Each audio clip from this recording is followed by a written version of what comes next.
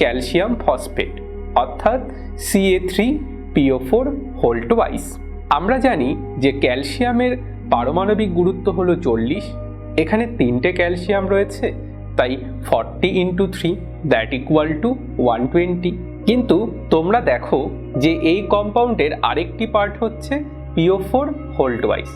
আমরা প্রথমে PO4 এর গুরুত্ব বের করব, এরপরে সেটিকে 2 দিয়ে মাল্টিপ্লাই করব।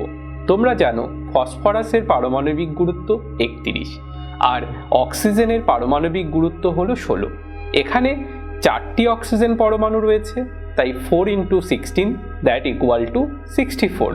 তাহলে এবার PO4 এর আণবিক গুরুত্ব কত এলো? 31 + 64 দ্যাট ইকুয়াল টু 95। আর আমরা বলেছি এখানে PO4 হোল টুয়াইস রয়েছে, তাই আমরা × 2 করব, অর্থাৎ 95 × 2 দ্যাট ইকুয়াল টু 190। এবার এই দুটিকে আমরা যোগ করে দেব, অর্থাৎ ক্যালসিয়ামের জন্য 120 প্লাস PO4 হোল টুয়াইসের জন্য 190। So 120 plus 190 that equal to 310। তাহলে এইভাবে আমরা যে কোনো কম্পাউন্ডেরই কিন্তু সহজেই পারমাণবিক গুরুত্বকে নির্ণয় করতে পারব। সম্পূর্ণ ভিডিও দেখতে ডাউনলোড করো আচার্য অ্যাপ।